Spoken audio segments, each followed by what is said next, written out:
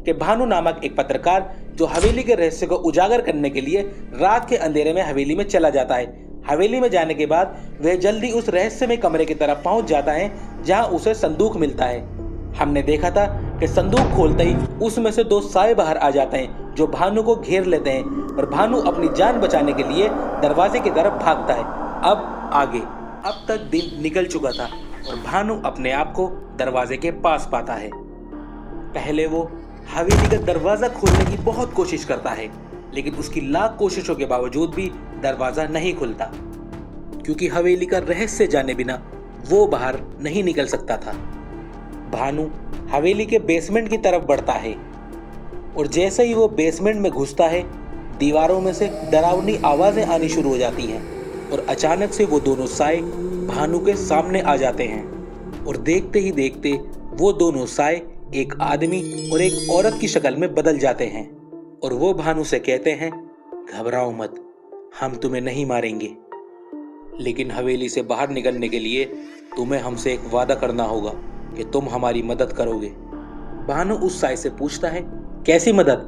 मैं तुम्हारी भला कैसे मदद कर सकता हूँ? फिर वो दोनों भानु को अपनी कहानी सुनाना शुरू करते हैं कि हम दोनों पति पत्नी थे और इस हवेली में नौकर थे और हमारे मालिक का नाम दयाल सिंह और मालकिन का नाम अंजलि देवी था और उनके दो बच्चे भी थे। वो लोग हमारी सेवा से बहुत खुश थे। एक दिन जब हम घर से हवेली के लिए निकले तो हमें रास्ते में एक चमकीली चीज़ मिली जो बहुत ज़्यादा कीमती लग रही थी। हमने वो चीज़ अपने पास रख ली और हवेली पहुंचकर हमने वो चीज़ मालिक को दिखाई तो मालिक ने हमें बताया, ये तो बहुत ज़्यादा कीमती चीज़ लगती है।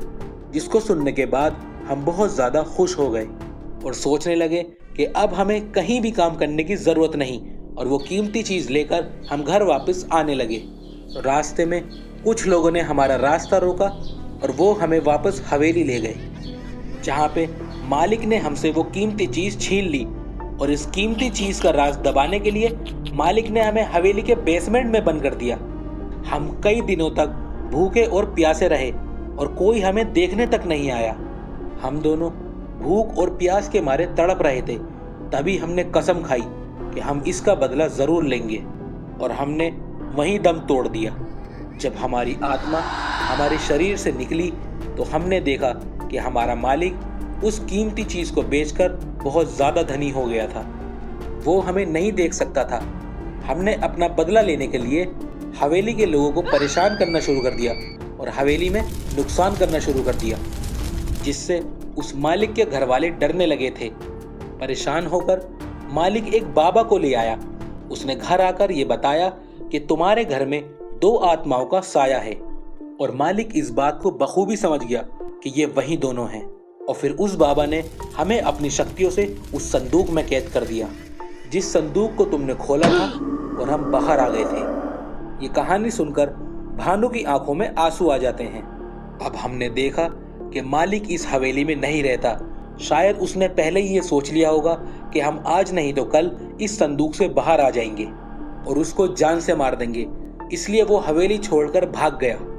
लेकिन हम तो हवेली से बाहर नहीं जा सकते, इसलिए भानु तुम्हें हमारी मदद करनी होगी और हमें इंसाफ दिलाना होगा। भानु उनकी मदद करने के लिए तैयार हो जाता है और भानु कहता है, मैं तुम्हारी मदद ज़रूर करूँगा। भानु अचानक से गायब हो जाता है। जब उसकी आँख खुलती है तो वो अपने आप को जंगल में पड़ा पाता है। भानु ये सोचकर बहुत परेशान था कि रात उसके साथ जो भी हुआ, क्या वो सच था या एक सपना। फिर अचानक से भानु को एक गांव का आदमी दिखाई देता है। वो उससे बात करता है। बातों ही बातों में भानु हवेली का जिक्र छेड़ देता है और उस आदमी से पूछता है कि हवेली के मालिक का क्या नाम था। तो वह आदमी बोलता है कि हवेली के मालिक का नाम दयाल सिंह था। ये जानकर भानु के पैरों तले ज़मीन निकल जाती है और जल्दी वह समझ जाता है कि कल रात जो भी उसके साथ हुआ वह सब सच था। अब भानु अपने किए वादे को सोचता है और उसको पूरा करने की कसम खाता है। वह गांव में जाता है और गांव के लोगों से दयाल सिंह के बारे में जानकारी जुटाता है, लेकिन उसे कुछ पता नहीं चलता। किसी को भी दयाल सिंह के बारे में कोई खबर नहीं थी, क्योंकि दयाल सिंह अपने परिवार के साथ रातों रात हवेली छोड़कर गया था। और भानु अपने दोस्त महेश को कॉल करता है और उसे मदद के लिए बुलाता है। हवेली में उसके साथ जो भी हुआ वो सारी बात अपने दोस्त महेश को बताता है। दयाल सिंह का नाम सुनकर महेश चौंक जाता है, क्योंकि दयाल सिंह कोई और नहीं बल्कि महेश का ही चाचा था। महेश को ये बात जानकर बहुत अफसोस होता है कि उसके चाचा ऐसा इंसान है। महेश भानु से पूछता है कि तुम मुझे बताओ, मैं तुम्हारी कैसे मदद कर सकता हूँ। भानु कहता है कि हमें दयाल सिंह को हवेली तक लाना होगा। उसके बाद महेश भानु से कहता है कि मैं अच्छी तरह से जानता हूँ कि वो हवेली तक कैसे आएंगे। अगले दिन महेश अपने चाचा दयाल सिंह को फ़ोन करता है और उसको बताता है कि मैं 2 दिन पहले अपने दोस्तों के साथ आपकी हवेली आया था और हवेली के अंदर मेरे हाथ कुछ सोने के सिक्के लगे हैं और मुझे ये पूरी उम्मीद है कि ऐसा बहुत सारा खजाना आपकी हवेली में छुपा है। और महेश की ये बात सुनकर दयाल सिंह सोच में पड़ जाता है, क्योंकि उसके पूर्वजों के पास बहुत सारा खजाना था जो उसके हाथ कभी नहीं लगा था, और महेश उसी खजाने की बात कर रहा है।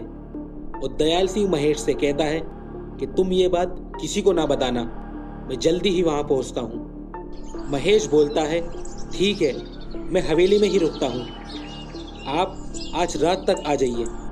दयाल सिंह हवेली पहुंचता है और हवेली का दरवाज़ा खोलकर अंदर चला जाता है। अंदर भानु और महेश दयाल सिंह का इंतज़ार कर रहे थे। दयाल सिंह महेश से पूछता है कहाँ है खजाना। महेश और भानु दयाल सिंह को बेसमेंट की तरफ लेके जाते हैं और बेसमेंट में पहुंचकर महेश दयाल सिंह से कहता है कि मुझे लगता है कि वो बाकी का खजाना यही है। अब दयाल सिंह पीछे मुड़ के देखता है तो वहां महेश और भानु नहीं होते और दयाल सिंह बहुत घबरा जाता है।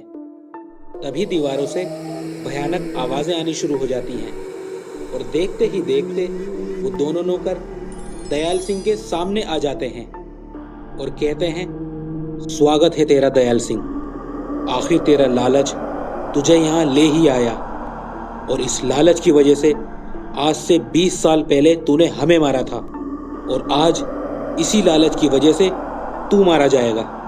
और वो दोनों साए दयाल सिंह को घेर लेते हैं और दयाल सिंह की चीखने की आवाज़ें पूरी हवेली में गूंजने लगती हैं। और इस प्रकार भानु और महेश ने हवेली के रहस्य को उजागर कर दिया और उन दोनों नौकर की आत्माओं को मुक्ति मिल गई।